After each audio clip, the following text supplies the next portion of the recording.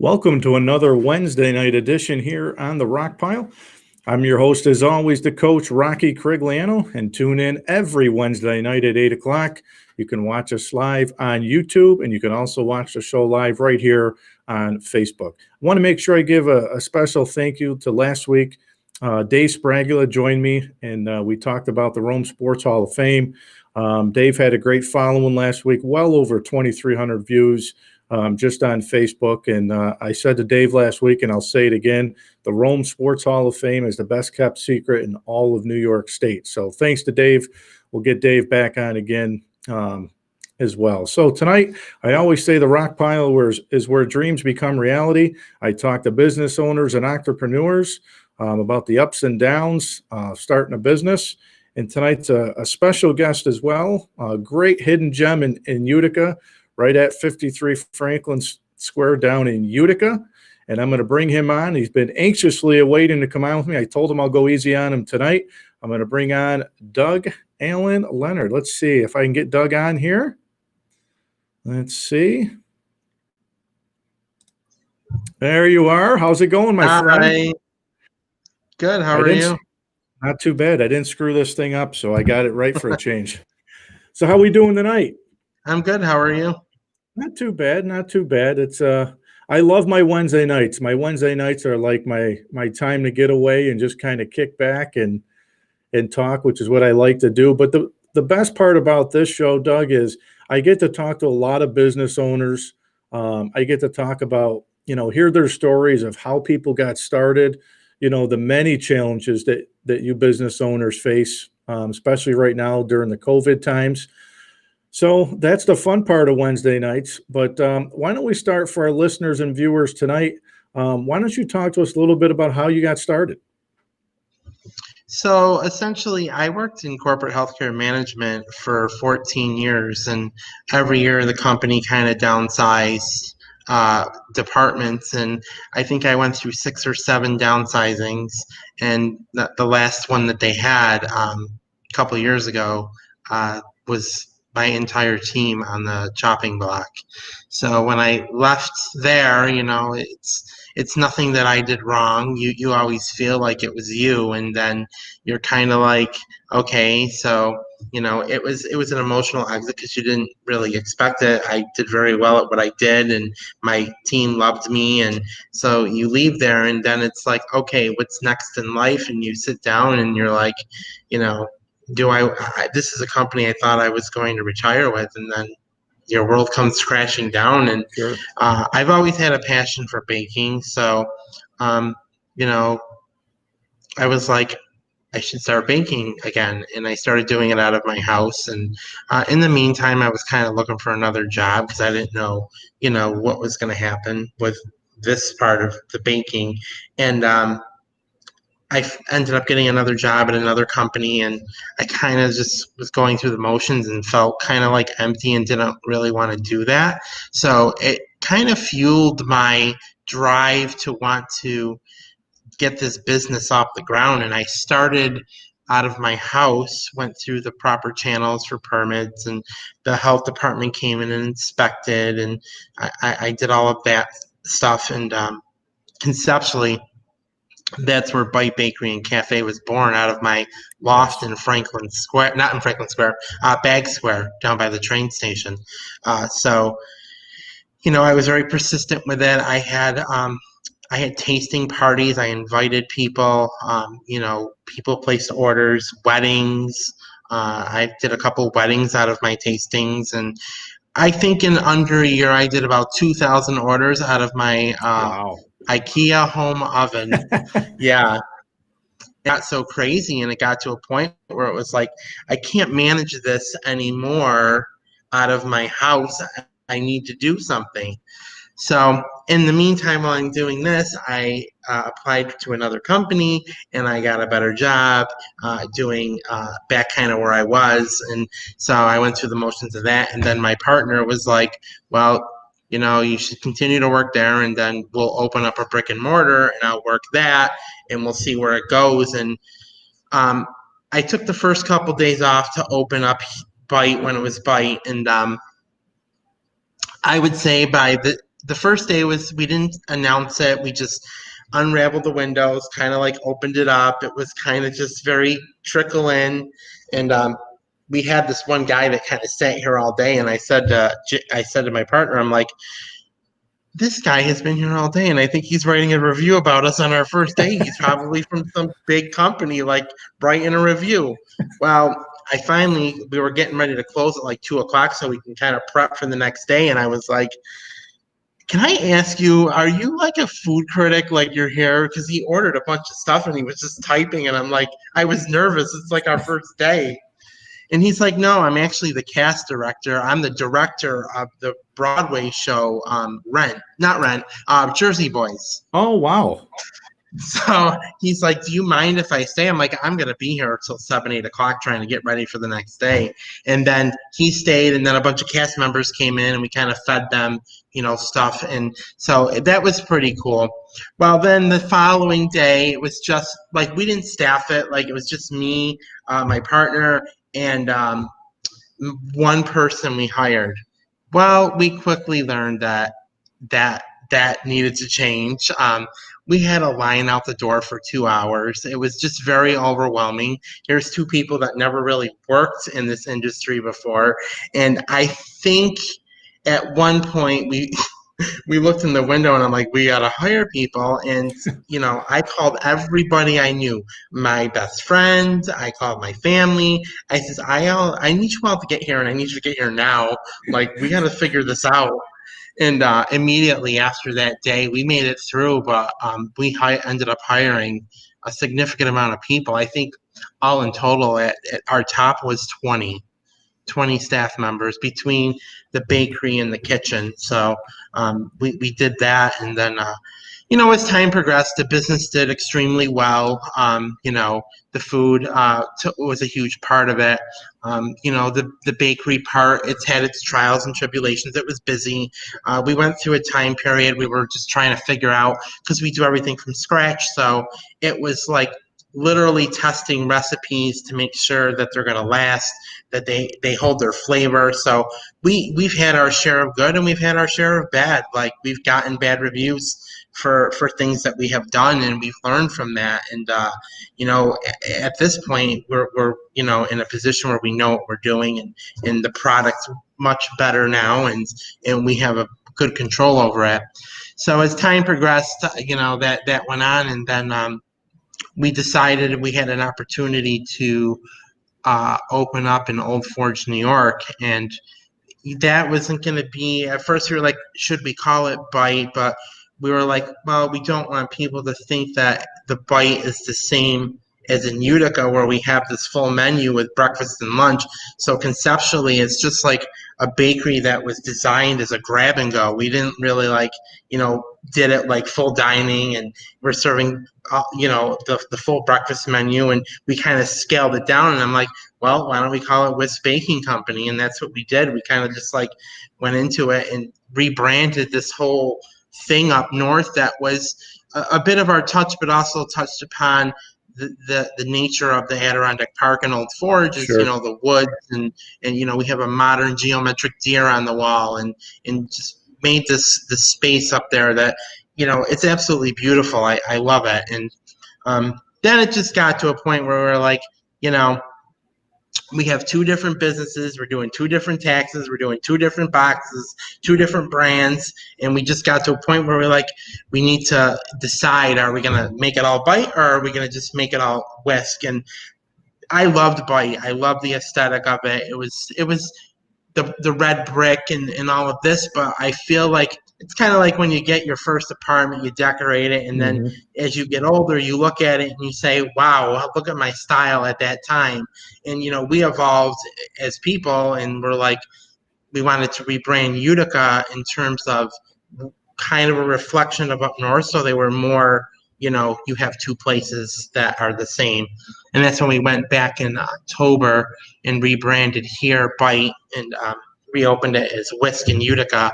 And we just went through and made some changes. And, the noticeable thing is the white brick on the walls, Right. and the light and airiness of the space. There's a couple more things that we want to do that we have to get to. We just haven't had time. but the table and the menu kind of stayed the same too. Now, I know you talked to me a little bit last night. You said people still come in now and still get a little confused, with the names and the changes. And there's a lot of people that, they struggle with change. They Yep. get used to something. Have you had to answer a lot of those questions about why it changed and all that from customers? Yeah, I mean, I have a lot of customers come in and be like, "Why did you change it to Wisk?" What was wrong with Bite, and then honestly, it just comes down to accounting. It comes down to product, boxes, bags, buying in bulk. The more you buy in bulk, the cheaper it is, Right. and it doesn't affect your bottom line. So, now I'm buying boxes that are the same. So Whisk signature color was red. Bite's signature color was red, and Whisk is blue, like a Tiffany blue. So now I'm not buying two different colors. I'm Right. buying one color, one box, trying to brand it as one. And we have our issues with that with COVID and trying to get supplies, and that's a problem. And we'll go into the COVID in a minute, but I want to go back to, when you were in I guess you can say the corporate world, right? And you were still trying to run a business from home. I always say that it's tough because I always say if I could broadcast for a living, I would do it, but unfortunately it doesn't pay the bills. But it's really hard to focus on the full-time job because your passion is really in the part-time job. How hard was Right. it for you to focus on both? I mean, honestly, I would go to work. I would leave work 6 in the morning and I'd get to work at 7. And then I would work till my job was salaried. So it wasn't really a 9 to 5 job. It was like you go in and then you stay. Some nights you're there till 5, 6, 7 o'clock at night. Sometimes you have to go in on Saturdays. It's just what the work demands and getting the job done. And you have people that report to you. So you have to be responsible for metrics and customer complaints and all these other things that you have to handle. So a lot of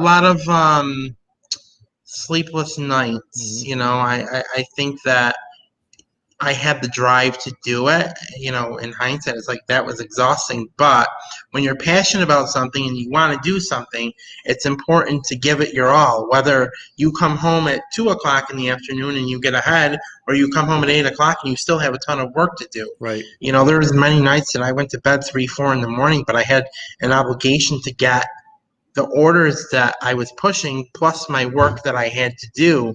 So I mean, like I always tell people, if you're gonna open up your own business, this is not a 9 to 5 job. It's 24, 7 hours a day. It's 7 days a week. And when it's good, it's good. And when it's bad, it's bad. Yeah, no, that's the common theme on this show every week. A lot of the business owners have said the same thing. You talked a little bit about the COVID piece, and I've talked about it on this show. Obviously, it's been huge in the world. How's it impacted your business? So this started back around March. So we weren't sure what was going to happen. Like, this COVID thing has evolved and it's still evolving. Even 6 to 8 months later, we're still trying to figure this out. But we quickly knew that our in dining seating was reduced, and you know we decided that we were going to push deliveries. We were going to push DoorDash, that's a delivery service. So we did a lot of that, and that was probably one of our saving graces. Um, I would say that the bakery during COVID dramatically increased. We do on average 60 to 100 cakes a week. Wow. So it's intense. Plus, you have orders you have to fill that aren't cakes. You have two places you're responsible for in terms of stocking it, and we do stuff from scratch, so it's very different dynamic than That's why you might only see 5 things or 6 things or 10 things because we do smaller batches and we do it daily. So it's fresher. It's not because when we had Bite, one of the things I learned, we were mass producing, but you know having product out in a display case that's open, it tends to dry quicker, or you put it in the case and it develops like a refrigerator taste. So those are the things that we learned. Like, all right, I would rather bake smaller batches and do it more frequently. Now, when you were talking about the COVID stuff, and I know you mentioned supplies and stuff, and again, I know how hard it is to get a lot of those supplies, but especially PPE stuff. Did you qualify for any grants or anything during this time? Were you able to Um, get any assistance? we did get a grant from the city of Utica, so we did get that. And then we did apply for the SBA loan. That was a nightmare. It was, I think it took in roughly 8 to 9 weeks, but when they're giving you this amount, when you have an operation like this, the amount they're giving you isn't going to last more than 1 to 2 months.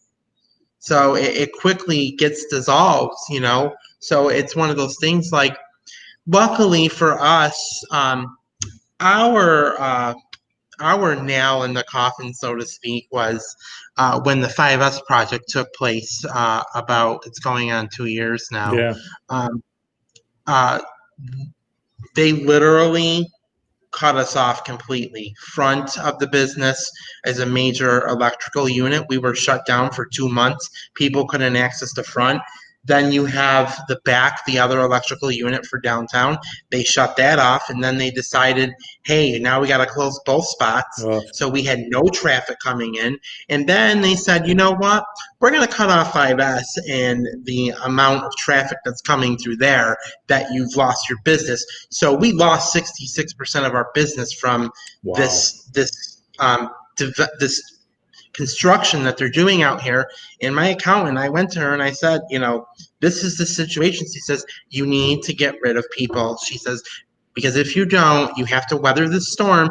And I've talked to previous business owners that went through major developmental projects like this, and they really kind of said the same thing. You got to downsize, you got to step up until this gets through. He says, they say once this is done, things get back to normal. But it's one of those things where you're going, and then it's like someone just shut the water off. And you're like, okay, now what's next? So we made those decisions earlier on. So kind of when COVID hit, we didn't really have to lay off a large amount of people. We already did that previously, probably a year before that. Yeah, and then I know you mentioned too, being down in Utica there with the comments and no hockey. That's impacted you as well, because usually you get a pretty decent crowd from that. You got the other impact is the hotels weren't filled, and they're just starting to get back to people being in hotels. You have 6,000 people that work downtown that aren't downtown anymore. You have construction, you have COVID. People say you're like a cat with 9 lives, but I'm willing to do whatever I need to do to make sure that my business stays intact. And that's why it's so important when people say support small businesses. It's we rely on the local community to support all these small businesses in this area, because without the support, they close. And that's happening on a national level.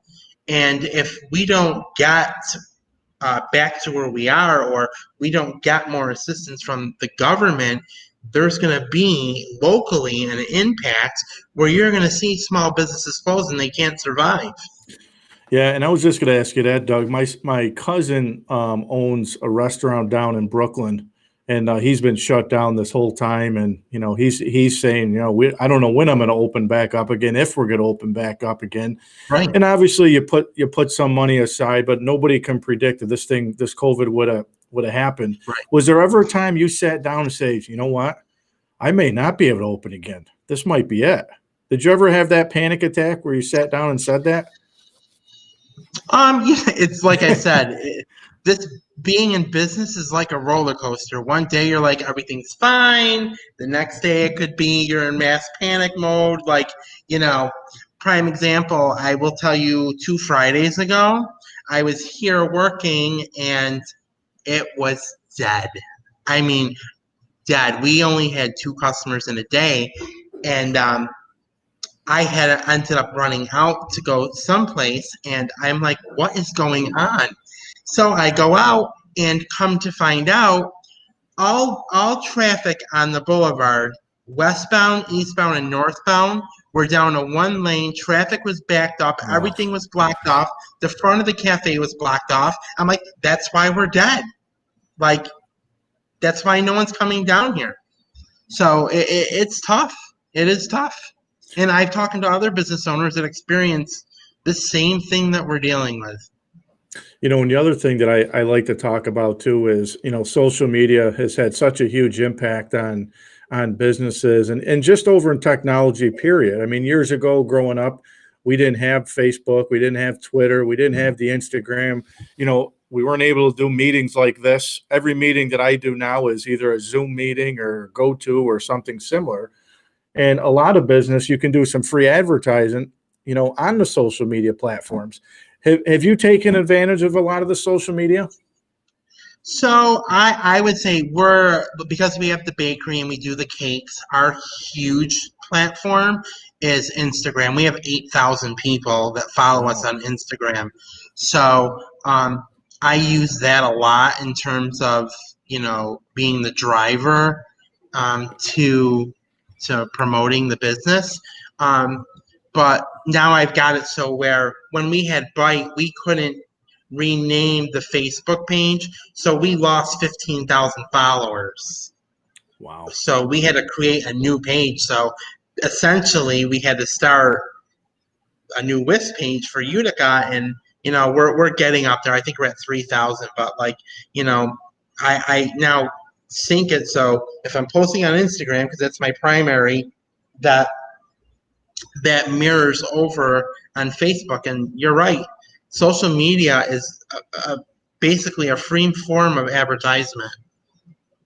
Yeah, it's funny because when I started doing this show, for fun because I do a Saturday morning sports talk show on the local radio station, and this was my 5th year doing it. And I said to myself one day, I like to talk to people. Doesn't have to be sports, could be business owners, coaches, athletes, teachers. So I said, let's try something fun. I think my Facebook page grew from like probably 1,500 friends to close to 5,000. And they're people that I really came in contact through something like this. So I just think the impact is so powerful because I always say years ago growing up, it was, you had to pay money to put an ad in like one of the local papers. And Right. how many people used to open up the newspaper? Nowadays, I don't get a newspaper. You read all Right. the articles online. So I think it's fascinating to see how far, social media has come over the years. I mean, it's a prime example. Like with Instagram, we make macarons, and those are probably our most popular. If I post macarons on the Instagram page, we sell out within hours. Like yesterday, yesterday or the day before, we made pumpkin spiced caramel macarons, and this is how the power of social media is. It's crazy. Right about 10 minutes later, after I posted on social media, I got a phone call here at the bakery, and the guy's like, "Do you have any of the pumpkin spice macarons?" I'm like, "Yeah, I just posted them." He's like, "Can I buy 12?" And I'm like, "Yeah." He's like, "I'm coming from Syracuse, Wow. so I'll be right there." So that's the Yeah. power of, like, if people want something, they're gonna get it. Like, social media is huge. So I got a comment from Rebecca Whitaker. So what a great show and great business ran by fantastic owners. Thank you. Thanks, Rebecca. I appreciate that. Let's see what else we got. I got some more on here. Pat Pasalacqua says, great show, Rock. Another new business I have to check out. Yes, absolutely, Thanks, Pat. Let's see. Lisa says, love the Facebook pages to watch the shows. Thanks, Lisa. I appreciate that. So, Doug, let's get into some of the menu. Let's start first. If we can start talking about the pastries. I know you were talking about the cakes. We'll get into some of the cakes. We'll talk about some of the pastries if you can. So our pastries daily, in store. We stock. So we didn't really want to be an Italian bakery because we live in a predominantly Italian town with a lot of Italian bakeries, My and last I don't name's want to. Corgliano. Right. I don't want to compete with them. People will call me all the time and be like, "Can I order a rum cake?" I'm like, "I'm not your guy." Like I go to Cafe Caruso or Florentine or Cafe Canol. Like that's where I go because that's what they do the best. So people are thrown off when I say that on the phone. They're like, "What do you mean you don't do it?" I'm like, I just don't.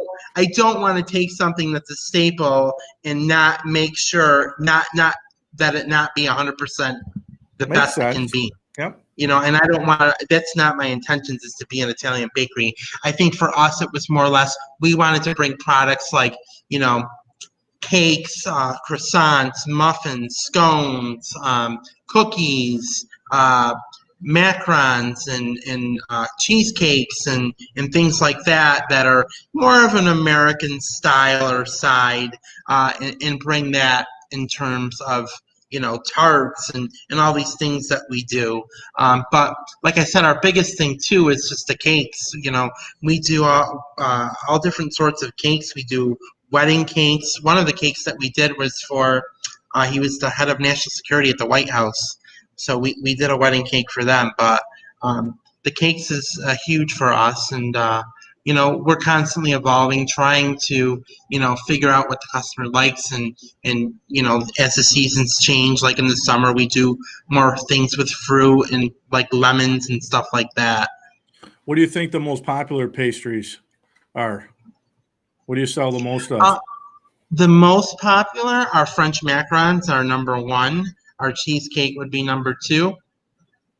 Our cinnamon buns and croissants. Oh, that sounds good. Cinnamon buns sound good. They're really good. I might have to sneak one of those the I next was time eating I'm one out for a day at lunch. one point in my life, no lie. They sound really good. And then I know Yeah. you do breakfast as well. What are some of the favorites and specialties you do? So our breakfast, we have a full breakfast menu, and so when we initially opened, we would serve breakfast open till 11 a.m. And then I'm like, why aren't we doing breakfast all day? Like people love breakfast at night, so we literally do breakfast now. We've reduced our hours because of the construction going on, but we run breakfast Monday through Saturday, 7 a.m. till 4 p.m. And then Sundays we do breakfast only 8 to 1. And our menus, you have your staples, classic American. We do waffles. We do a breakfast burrito.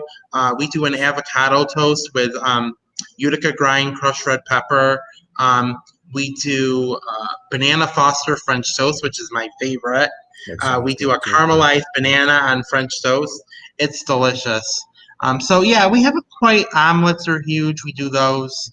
So that's fresh fruit bowls, yogurt bowls. So our breakfast is pretty popular. Now, you said everything is homemade from scratch. Is there a lot of recipes, family recipes that you had from years ago, or are these just recipes that you came up with yourself? Yep, no, a lot of them are family. So, I know when I used to be in the food business, there were a lot of like food shows. You can go to different places. And obviously, again, with everything right now shut down, you're not able to travel and do a lot of that stuff. But where do you get a lot of the ideas from? Is it from TV, YouTube videos, or the combination of both? Research? Where do you get some of the Um, ideas? it's research. I follow a lot of so whenever I'm looking for trends in the bakery, I always look to Australia. Really? Australia usually is the trend where if it's going to go big in the bakery industry, it stems out of Australia. Like the unicorn cake, that stemmed out of Australia, and it was huge here, and it continues to be one of our number one cakes that we make. In your photo here, the donut cake, we do a lot of donut cakes. Um, donut walls for weddings. That's another popular thing. So you have to be able to follow the trends to adapt and evolve in the business and always keep it fresh. And the big thing I always said is I never want to do the typical like roses on a cake, floral on a cake type thing. I always wanted a cake to bring a fresh new look, a different style, a little bit more modern, but also a twist of ours. Like this is what we do. Doug, where'd the love for cooking come from? Did you start off like as a kid with just making cakes and stuff? Where did the love for cooking come from? Well, I was raised in an Italian and Albanian house, so uh, our big days were Thursdays, sauce on Thursdays, and then Sundays was a huge day for us. We would have Italian breakfast in the morning. We would do the tomato pie and then the Italian toast in the oven. We would have eggs, and then we would do the salami and the Oof. fresh sharp provolone, and this would be a big meal. And for dinner, we would do the sauce, and I would always bake one of our other popular things is the Italian white cookies. So Mm. do them in lemon or anise. So that was where I kind of started my passion for baking. And my mom used to do it all the time, and I kind of like took it over. And you know, baking is not for everyone. If you talk to people, because I always say, do you like baking or do you like cooking? And I would say 95% of the time people are like, I like cooking, because cooking, there's no science to it. You add what you want to add to it. With baking, it's precise. It's like you have to add 1 cup of this, and here we do everything in like weights, like ounces. It's more accurate, and it also helps us for like costing things out. So would you say if people came and asked what type of business you have, so some people say you're a bakery, some people say you're a coffee shop combination. What would you say? I All get of the so above. all of the above, but basically, I have a friend of mine. He says, and he's an older gentleman. He's like, "You're like the Panera downtown Utica," That's a which good is way. essentially they do breakfast. They don't do a full breakfast like we do, but they do breakfast. They do lunch, and they have the pastry side of it without cakes. But um, you know, it's my favorite things too. It's like breakfast. I love breakfast. I love pastries. I love baking. So just it's a great place to come in, and people come in here and hook up, and they order food, and they hook up their laptops and do their work, or they have meetings with friends. And when I started the business, I always said that I wanted to make it like so it's comfortable, like people feel at home. It wasn't like this space that you didn't feel comfortable in, or it wasn't something that you wouldn't want to be in. So and we have a lot of people say it's very cozy. Yeah, I was just going to say I love the atmosphere in your place, and I've had on this show, Doug. I've had Espressos Cafe here in Rome. I've also had Cappuccinos, the owners on here as well, and their coffee shop, pastries, sandwiches, very similar. And one of the things I always say is it's the atmosphere, the service that really makes you want to keep coming back, and it feels like home. And that's your place. Your place, just the whole inside of it, the whole theme. It feels like you're at home. Yeah, and I think to that point, what I really was like here this week.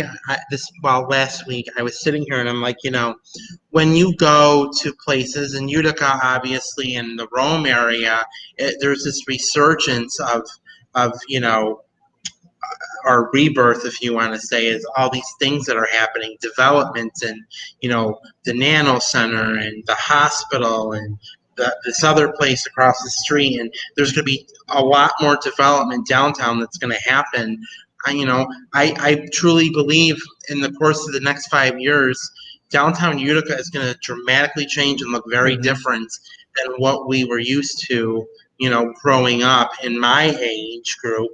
I always said it's amazing to see whether it's people coming off the thruway that are just passing through, or we've had celebrities in here that have come in here, big wig people like big corporations that are scouting the area to open up a business here.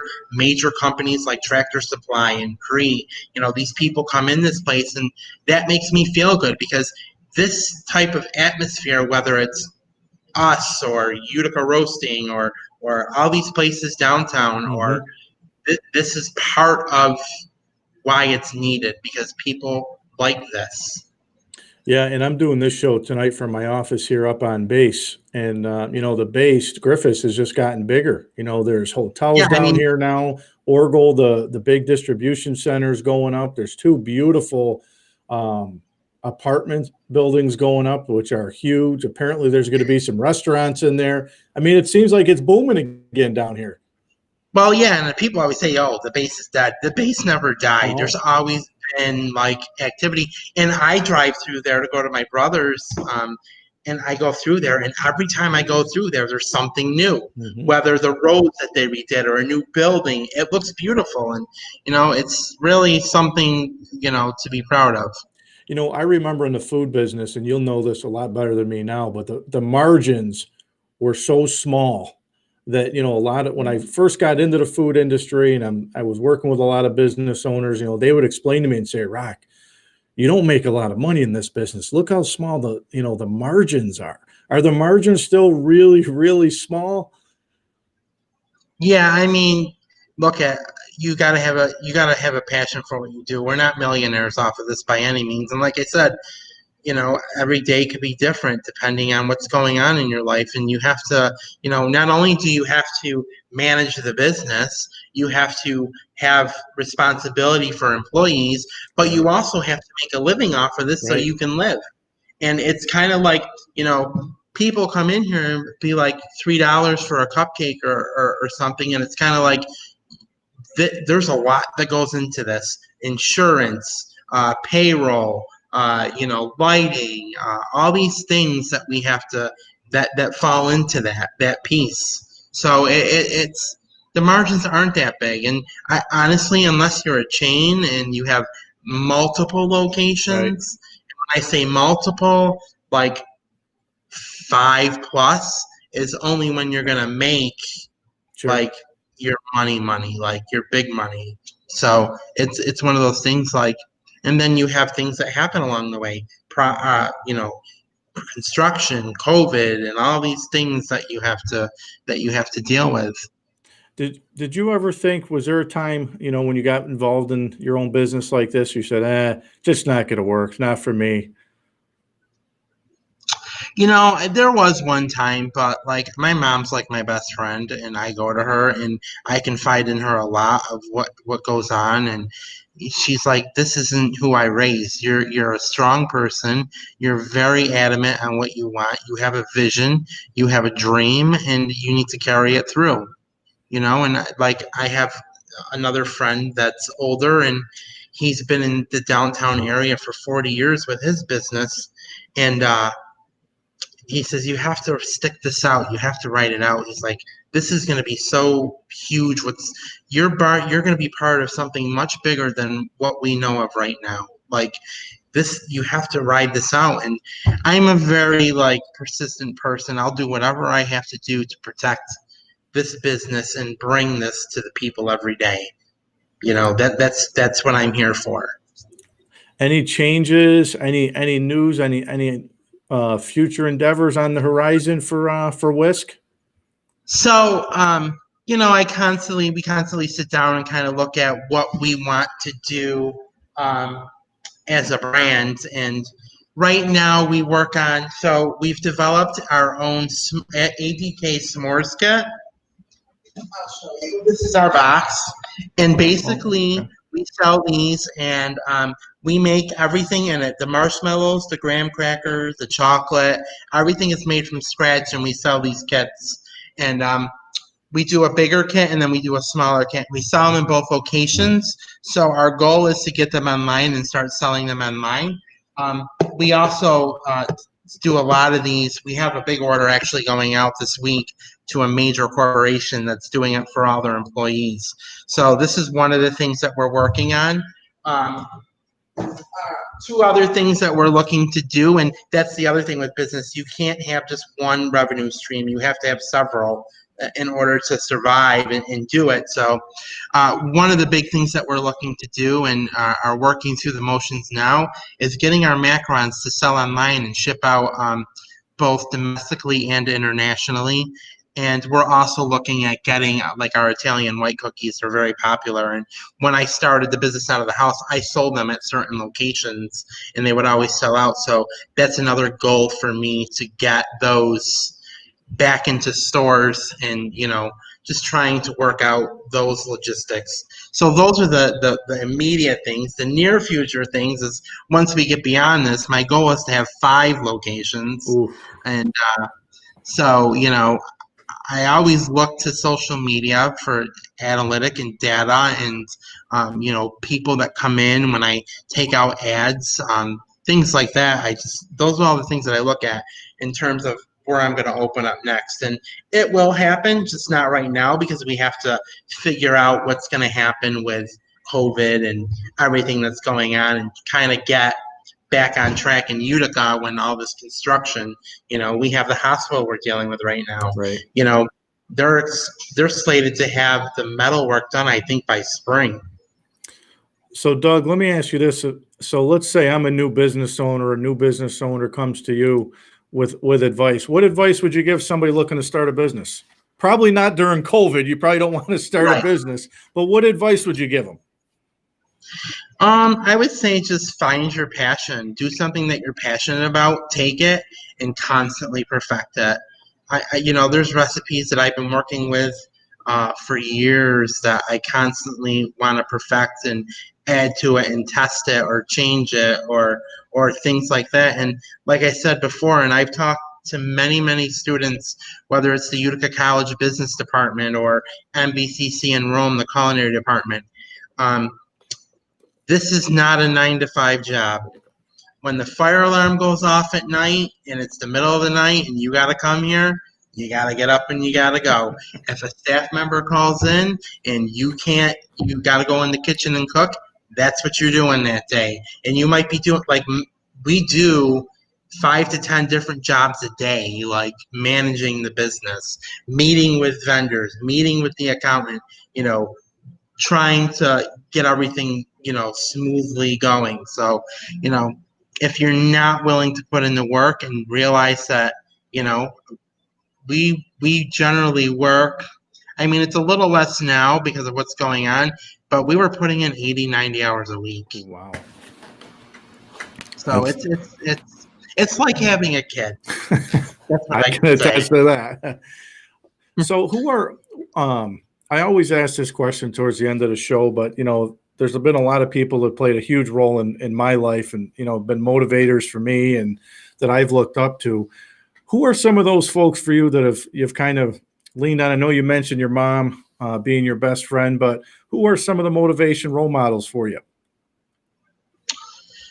My mom's huge. Like I said, my grandmother, God rest her soul, she was one of those people that always kind of pushed me to want to do better and do better things in life. My mom's the same way. I had a very strong woman role model presence in my life, even from as being a kid. And, it's just people that are talented and unique, I have a huge interest in, or they do want to do things outside of the box. Like those are people that I love to work with, that I love to deal with. It's a rewarding field. You meet a lot of people, in doing the job. But I would say those are my 2 huge drivers. So now I got the Utica location, the address on the ticker here, 53 Franklin Square in Utica, 315-864-8742. Is that the best way for people to contact you, or should they go to the webpage, Facebook? What's the best way? So you can go on Facebook. We're on Facebook with Baking Company of Utica. We're also on Instagram, where if you ever want to look at our content picture-wise, it's probably the best platform. So we're with Baking Company of Utica there. You can call us here at the cafe, 864-8742. Our second location in Old Forge, this upcoming weekend, because it's seasonal, is our last weekend up there for now. So that's it's kind of the last big weekend up there for leaf peeping and all of that. So we're open this weekend, Friday, Saturday, Sunday, Monday. Okay. And then Monday we close it down. We generally don't open up in the winter, but I think this coming season, we're going to open up on the weekends up there in the wintertime because you have snowmobilers and you have all of that.